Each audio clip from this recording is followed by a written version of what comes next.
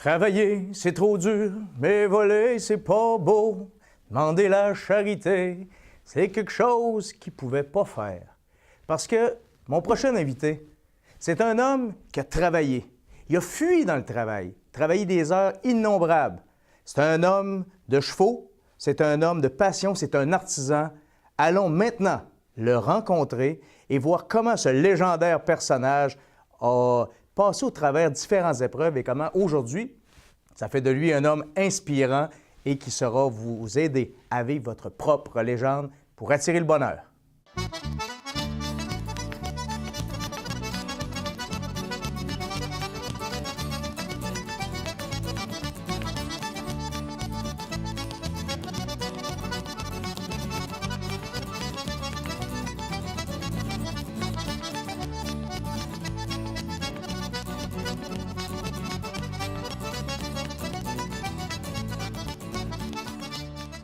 Mon ami Arthur Fortin.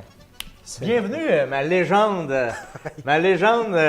équestre, ma légende du travail, ma légende de toutes sortes. Arthur, pourquoi l'émission qu'on fait aujourd'hui, c'est pour inspirer les gens à vivre leur propre légende, hein, leur histoire, ce pourquoi ils sont sur Terre, comme on dit. Puis toi, j'aimerais qu'en commençant, tu te présentes. Tu te présentes à dire, bien, aujourd'hui, qui tu es, puis qu'est-ce que tu fais? Hein? C'est quoi une semaine pour Arthur Fortin, là, aujourd'hui, là, maintenant? Bien, écoute, une semaine pour moi, bien sûr, à l'âge que je suis rendu, avec le temps que j'ai vécu, c'est d'en faire le moins possible. Ça marche pas. Ça marche pas, correct. OK. Ben oui, je suis sellier avec un S. Je fabrique des selles. En fait, je fabrique tout ce qui est matériel équestre.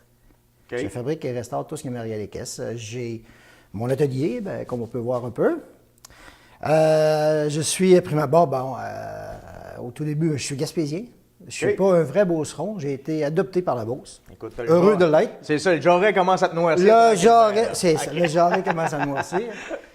Puis, c'est ça, j'ai fait plusieurs métiers dans ma vie, mais entre autres, j'ai été dans le monde des chevaux depuis longtemps. Écoute, je vais dire que ça fait 30 ans. J'ai commencé, j'avais 24 ans, à faire du commerce, à travailler dans le monde des chevaux. Tu avais ton propre centre équestre en Gaspésie? Gaspésie? Oui, à Gaspésie, le Gaspé Ranch Academy, d'ailleurs, je me souviens du nom. Aujourd'hui, bien, c'est ça, la semaine dernière, j'ai eu 54 ans, donc j'ai 30 ans de vie commerciale. OK. Puis quand tu étais... Bon, tu as eu ton centre équestre, tu as été forgeron. Moi, quand je t'ai connu... J'ai été maréchal ferrant. Oui, plus que... Oh, un instant, il y a une différence. Okay? Maréchal ferrant. Maréchal Chérin, nous autres, qu'on appelait ça. C'est ça aussi. C'est ça.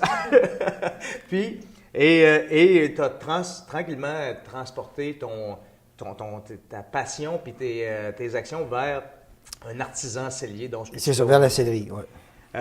Ça, c'est une chose. On a eu à discuter aussi dans le passé, puis tu me disais, bien, moi, là, travailler, je connais ça, puis j'ai travaillé, j'en ai travaillé même à être un peu, on appellerait ça aujourd'hui workaholic. Dis-moi, c'était quoi? Où ça t'amenait? Pourquoi tu travaillais tant que ça? Bien, écoute, je l'ai raconté à des amis souvent, pas nécessairement en conférence, sauf ni à la télé, mais j'en ai parlé souvent. Souvent, on va penser, quand tu dis « Ah, ben j'ai été workaholic » ou « J'ai fait du workaholic », c'est pas d'être prétentieux puis de se dire « Ah, moi j'ai travaillé fort, j'ai été vaillant ». Non, non, c'est un problème. C'est un problème. Oui, dans le passé, j'ai travaillé fort, trop fort. C'est sûr que c'est pas normal de mettre 22 heures sur 24 à travailler. Ma conception a changé depuis. Mais oui, ce qu'on appelle le workaholisme ou d'avoir travaillé, c'est de fuir. Peu importe dans la vie, que tu sois alcoolique, que tu sois vers la drogue, vers le travail, si tu le fais en temps exagéré, sans te préoccuper de ce qui est autour de toi, sans te préoccuper des autres, c'est une fuite. Okay. Bon, donc avec le temps, en vieillissant, on apprend pourquoi on fuit, puis à jauger ça un peu plus. Qu'est-ce qui t'a permis d'apprendre ça? C'est quoi les expériences de vie? Est-ce qu'il y en a eu des plus marquantes que d'autres? Oui, j'ai eu plein de choses marquantes. Écoute, bien sûr, ça m'a coûté un divorce. J'ai refait ma vie. En refaisant ma vie, je me suis fait des amis. des gens qui nous ont quittés, qui m'étaient très chers, qui font réfléchir, des gens que j'ai rencontrés, des gens dont tu en fais partie. On se rencontre souvent, on discute de plein de choses, mais on discute de la vraie vie aussi, parce que c'est ça, moi je pense que dans la vie, de discuter avec tes amis, d'en parler, ça aide gros, puis ça aide à se développer, puis ça aide à avancer. Okay. Fait que ça, c'est un conseil même que tu pourrais... Absolument. Ça a été bon pour toi, tu peux dire, si quelqu'un a le goût là, de se retrouver un peu, puis qui est dans la fuite, peu importe laquelle, d'être capable d'en parler. Ah, d'en parler. Mais primo, il faut être assez... je vais employer le mot être assez un homme, mais quand je parle d'être homme, je parle de l'humain, hein, je ne parle pas nécessairement au masculin ou au féminin. De se regarder en face, de regarder qui est devant toi dans le miroir, puis d'y parler un peu, puis d'avouer que, j'ai un problème. Reconnaître. OK? Puis c'est pas toujours, en fait, en particulier pour moi, d'aller en parler aux autres de mes choses, de mes problèmes. C'est quelque chose que j'ai beaucoup de problèmes à faire. J'ai des problèmes à demander aussi, puis il y a un vieux dicton qui dit « si tu ne demandes rien, tu n'as rien ». Ça aussi, avec le temps, on apprend. Mais oui, puis d'en parler à des amis proches. Puis un autre détail, juste avec ça, une parallèle, tes amis proches, tes vrais amis, là, ben parle-en puis prends-en soin, parce que ça, dans la vie, des vrais amis, là, on n'en connaît pas beaucoup. Ouais. C'est une belle richesse. C'est une belle richesse, puis c'est une richesse qui se perd. Ouais. Si on ne l'entretient pas, si on n'entretient pas de l'amitié, ça a beau être les meilleurs amis du monde, si au final, on ne se voit pas, on ne se parle pas, on se dit pas qu'est-ce qu'on vit, qu'est-ce qu'on ressent, puis ben, ça devient des connaissances, puis tranquillement... tranquillement, on se perd, c'est ça. C'est très, très important d'entretenir l'amitié. Puis, bon, mais écoute, on parle d'amitié, on parle d'honnêteté, on parle de franchise, on parle de respect. Donc ça, c'est ce qui est important à avoir envers tes bons amis. Le respect, ça ne veut pas dire d'être tout le temps « oui, monsieur, parfait monsieur, t'es bon monsieur ». Des fois, on peut pas être d'accord sur quelque chose. Absolument, on ne l'est jamais. Ben, en tout cas, ça arrive. Non, ça arrive. Généralisons pas, mais ça arrive qu'on peut être d'accord. Mais en effet, c'est d'être capable d'avoir ces rencontres-là franches. Absolument. D'avoir pour moi, un vrai ami, puis tu me confirmeras ça, c'est quelqu'un à qui tu peux faire confiance de dire les choses, qui va prendre le temps de les écouter. Absolument, et que tu vas lui donner la réciproque. Tu oui. parles, tu es là. Si l'autre parle, il faut être là aussi. Oui, parce que tu vois, tantôt, j'ai énuméré des choses, je parlais de respect. À la fin, il l'écoute. Oui, c'est beau de parler, mais si tu as un ami qui est réceptif, ben une bonne fois, il va falloir que tu apprennes à être réceptif toi aussi. Fait que l'écoute est très importante, je pense. Oui, c'est ça. En tout cas, toi, tu le vis que c'est quelque chose d'important pour toi, ça fait que chacun peut en tirer ses conclusions ensuite, mais c'est... là-dessus, je suis d'accord avec toi. Tu vois? Tu vois, très temps on est d'accord. Arthur, je sais que tu avais un grand projet de faire Compostelle. Oui. Parce que, puis même avant d'arriver à Compostelle, je dois dire que de par ton mariage avec la personne avec qui tu es, ça t'a permis de voyager. Puis toi, tu as dit un peu, moi, tant qu'à voyager, je vais aller chercher autre chose. Parce que j'ai vu au fil du temps aussi, quand tu dis que tu as fait des prises de conscience du travail, puis de travailler fort, fort, fort, je t'ai vu faire. Je t'ai vu aussi revenir après un voyage en Espagne, en Australie, de revenir changer. Dis-moi donc, ces voyages-là, qu'est-ce qu'ils ont changé pour toi? Puis dire, en partant, là, c'était quoi les voyages? Parce que c'était des longues périodes. Tu es parti pour quand même. l'Espagne, quoi, 3 mois? En Espagne, j'ai parti la première fois un mois, un peu plus. La deuxième fois, c'était un voyage de 4 mois. 4 mois. Espagne, Australie. Australie, Espagne. Les deux, OK. Puis ça, tu n'avais jamais fait ça, là. Tu t'étais jamais permis. Ah non, écoute, la première fois, le premier mois en Espagne, premièrement, oui, avec ma conjointe aujourd'hui, c'est une fille qui aime ça voyager, qui l'a déjà fait dans le passé, puis qui puis avec elle, je me suis dit, bon, mais écoute, OK, fine, on va voyager.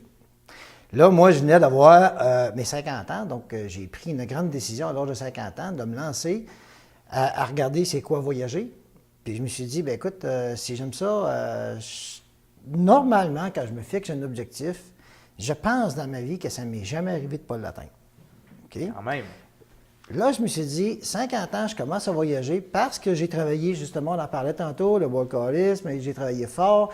Je suis arrivé à l'âge de 50 ans où j'ai commu... non, là, c'est le temps que je me prenne en main, c'est le temps que je fasse quelque chose.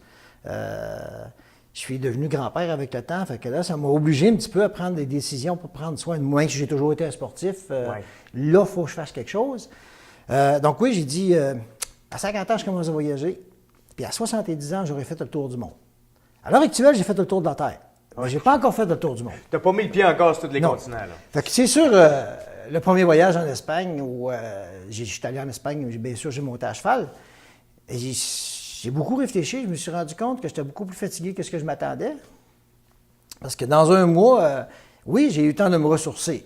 Par contre, avant de partir, j'en parlais à mes amis, je t'en avais parlé. Hey, j'étais inquiet, moi, chose là. Je partais pour un mois. Jamais fait ça dans ma vie. Ouais. Là, après une semaine, c'est sûr, moi, dans ma tête, je vais trouver ça plate, mon gars, là. Alors, je vais vouloir venir chez nous, moi. Ouais. Non, après 4 semaines, c'était comme pas assez. Là, j'avais compris quelque chose. Après, on a fait la Chine, 5 semaines, l'Australie, 6 mois, l'Espagne, 4 mois. Puis, ben oui, j'en prépare d'autres, bien sûr. Ouais. Puis, durant tous ces voyages-là, tu en as profité aussi pour continuer de développer ta passion. Puis, tu sais, aujourd'hui, si tu es un artisan sellier, puis on peut même dire de renommée mondiale parce que tu es allé chercher des techniques en Australie avec des gens qui ont cette technique-là, puis ils te l'ont passé à toi. C'est ça. Ils te l'ont transmis. Mais mon cheminement en sellerie, premièrement, j'ai appris avec un Européen, un Français, j'ai appris au Québec, mais qui arrivait de la France. Okay? Donc, c'est lui qui m'a...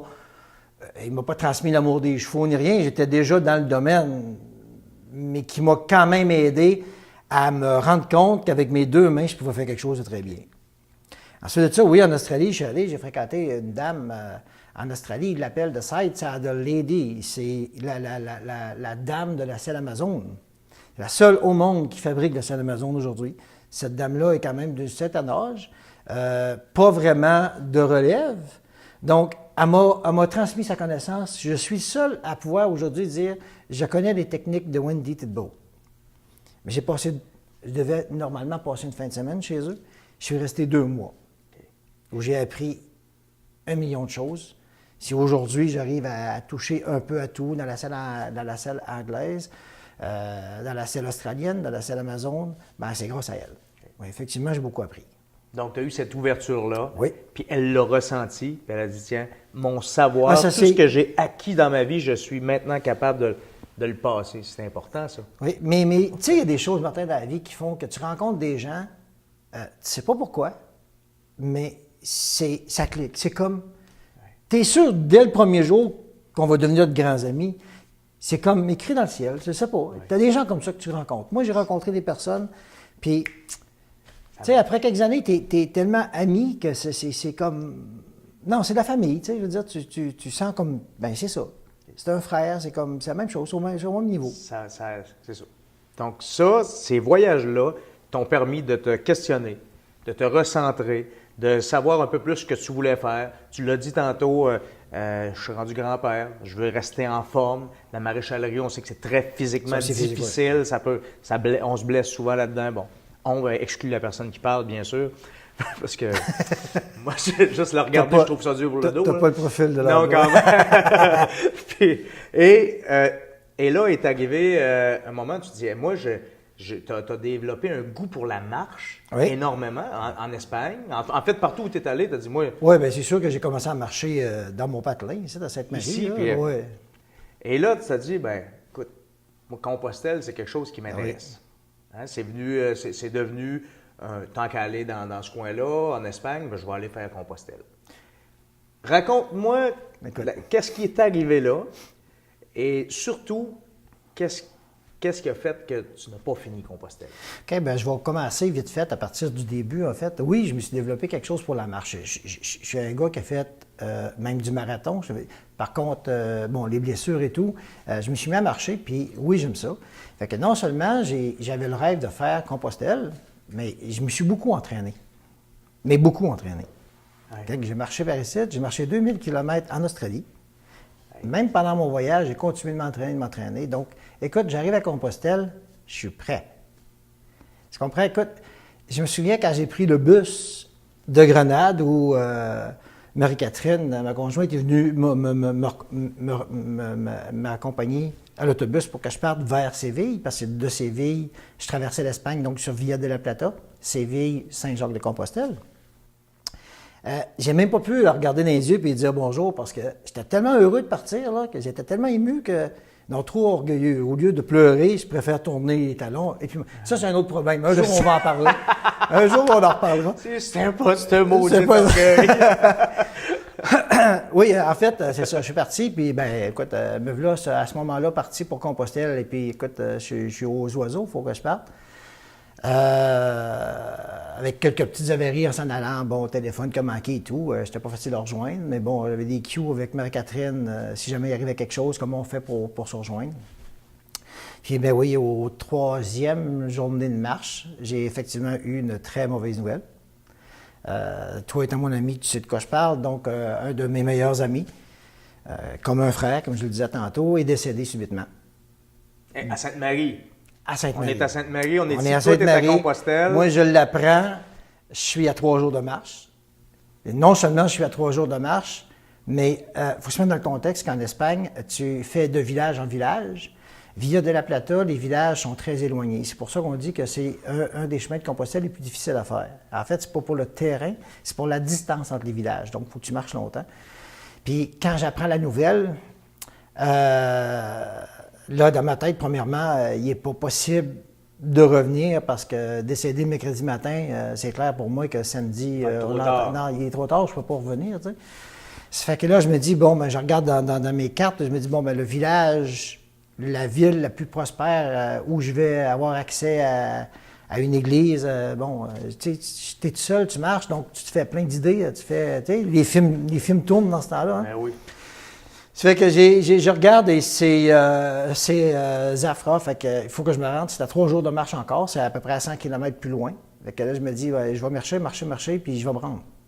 Fait que dans 3 jours, vers 5 ou 6 heures, chez nous, à Sainte-Marie, il y a à peu près 10-11 heures. Donc, je vais aller à l'église, puis je vais me recueillir, puis je vais faire comme si j'étais là, tu sais, au funérailles.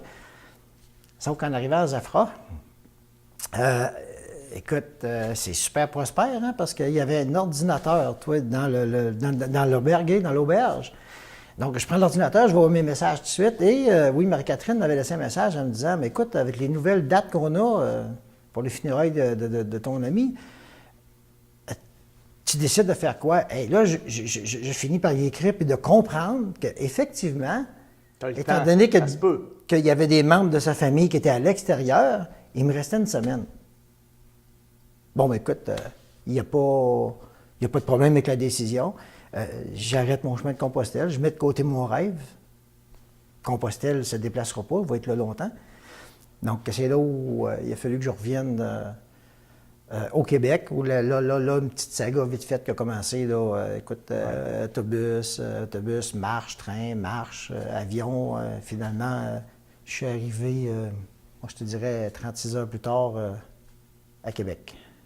Quand même. Donc, tu prends parce que c'est important pour toi, parce que c'est un de tes meilleurs amis. Ah oui, absolument. Puis, donc, la question, elle se pose même pas. Même à partir pas. du moment où tu sais que c'est possible, go. Ah là, même pas. Tu te poses pas cette question-là. Moi, les gens, écoute, j'ai à un moment donné, je me rendais compte, écoute, on était au funérailles, puis tu sais, le prêtre qui parle, puis bon, écoute, j'ai quand même parti de l'Espagne, j'ai abandonné Compostelle pour y aller, mis de côté ton rêve. Mais moi, je voyais pas ça avec ces yeux-là.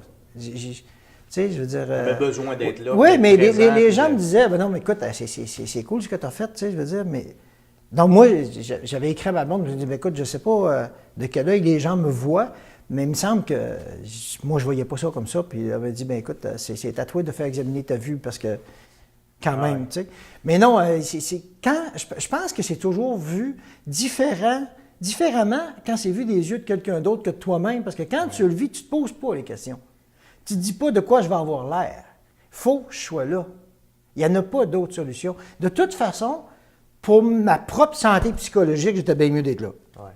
Okay? Parce qu'il faut dire que dans tout ça, en plus, non seulement c'était un ami, mais c'était quelqu'un avec qui tu avais bâti des rêves, des projets. Ah, des projets. C'était un business partner, ce qu'on peut dire. C'était pratiquement quelqu'un avec qui j'allais faire des affaires. Tu sais, c'est ça. Puis que vous complétiez bien aussi, là. Hein? Vous aviez chacun vos forces de caractère, chacun vos forces Fait qu'il y avait quelque chose qui était là, qui se bâtissait, il y avait un rêve. autant le sien se réalisait que le tien aussi, avec Oui, ben oui, vous ben oui. étiez en train comme on dit, de bâtir chacun vos rêves dans un même projet. Et là, ce projet-là, en plus, ben, éventuellement, il bat de l'aile parce que là, la personne qui est là, qui était le pilier, qui était ton deuxième, tu sais, tu pars ça en deux, et puis là, mis à part celui-là, je voudrais revenir, parce que je sais qu'on a eu des belles discussions aussi quand ça s'est arrivé. Quand tu es sur Compostelle, des gens que tu as rencontrés là, que tu connais pas, qui sont aussi sur le chemin de Compostelle, raconte-moi quel a été le lien, comment a été la solidarité de ce monde-là. Moi, ça m'a touché. Oui, c'est assez particulier. Tu dis ça t'a touché. Moi, ça m'a ramassé solide parce que les gens me disaient « Ah, Compostelle, c'est spirituel. » Puis tout. Je dis « Non, moi, je suis un sportif. Je vais faire Compostelle. C'est aucun rapport avec la spiritualité. Je m'en vais là pour un défi physique. » C'est un défi. Un défi physique, premièrement, normalement, on devrait le faire à peu près à... Écoute, il y en a qui prennent 8 semaines pour le faire, d'autres 40, 45 jours. Moi, je me le tapais en 30 jours. Je suis en forme. J'ai marché en Australie, j'ai marché dans le monde. Puis là, je suis parti. Comprends-tu? Ça fait que... Mais en cours de route, après cette histoire-là, parce que j'avais une madame, une Allemande, qui marchait cette journée-là avec moi. Puis là, bien sûr, dans ce temps-là, même si je suis un bon parleur, ça quand j'ai de la peine, je ne parle pas. Je l'ai expliqué tantôt. Donc là, je suis arrêté de parler. Je suis dans ma bulle. Elle avait fait un tour parce que, veux pas, dans Compostelle, quand tu te déplaces de village en village, tu croises souvent le même monde. Ouais. Dépendamment des auberges où tu couches, mais tu croises normalement le même monde au resto, dans les petites places où les pèlerins vont manger. Puis, fait que ma grande surprise de me rendre compte que, ben même si tu ne le fais pas spirituellement, hein, à quelque part, avec la solidarité des gens qui sont là, moi, je me souviens, un Italien, il s'appelle Bruno, puis il se débrouillait bien en anglais, fait qu'on se parlait surtout en anglais. Puis Bruno, quand il a su, il est venu me voir, puis il me dit, écoute, c'est difficile d'expliquer. Moi, j'ai l'image dans ma tête où on était assis sur le bord d'un ruisseau, parce que là, on était en pleine route. Puis il me dit tout simplement en anglais, ben, je vais prier pour toi. Tu sais, fait que déjà là, je me dis, on se connaît pas. On est croyant, on ne l'est pas, ça, c'est pas grave. Tu as quelqu'un qui prend le temps. Mais je vais prier pour toi. Fait que là, je rencontre, le soir, quand j'arrive à l'auberge, je m'arrête avec d'autres amis, avec d'autres pèlerins pour manger. Puis j'ai encore mon ami Bruno qui arrive proche, puis qui me dit, écoute, je ne veux pas t'achaler, mais ça me touche beaucoup, ton histoire. Tu sais, ton ami, tu sais, Monica, l'Allemande, elle m'en a parlé, puis ça me touche beaucoup. Il dit, moi, je veux dire, ma femme est en Italie. Elle travaille pour l'Église, puis je l'ai appelée. Elle fait dire que ça va aller bien pour toi, elle va prier pour toi.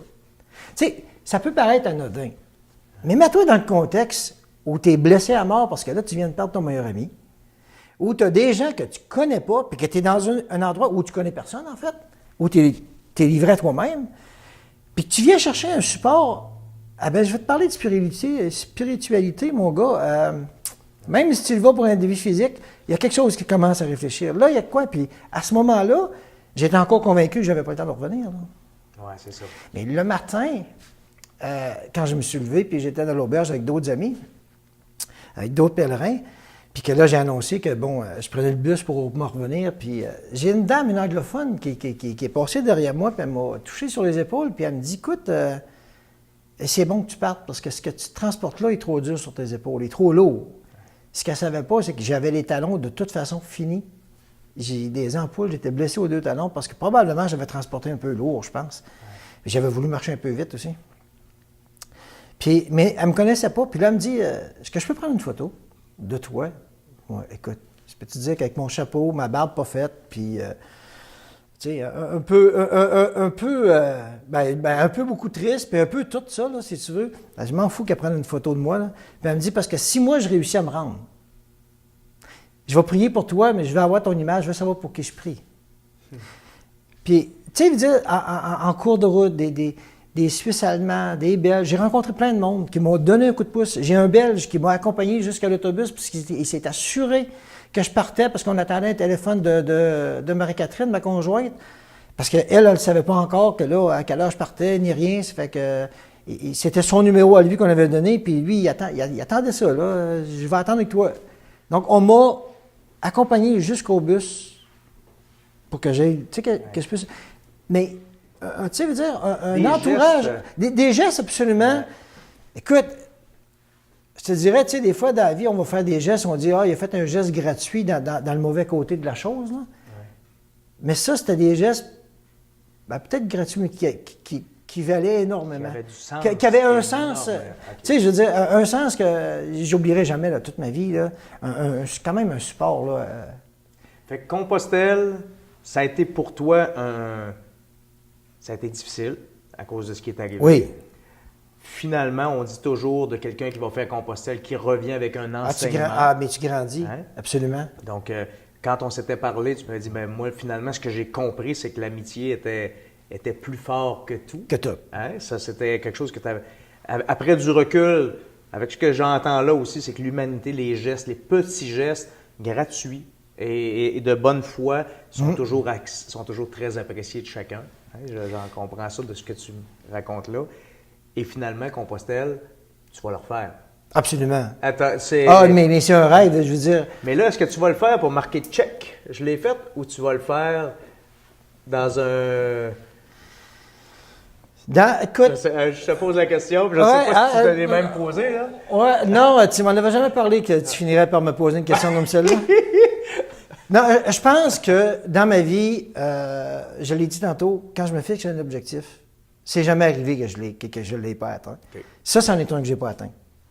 OK? Par contre, si même je pourrais m'arrêter et me dire, ouais, ben moi, mon Compostelle, je l'ai fait en 6 jours, parce que je l'ai... J'ai compris en 6 jours ce que d'autres vont prendre 30 jours. Oui, c'est ça. C'est que la vie m'a projeté dans un tel tourbillon que j'ai compris probablement plus que si je l'avais fait pendant 30 jours. Il reste que je ne l'ai pas fini. C'est officiel que, oui, pour faire check-down, je vais y retourner.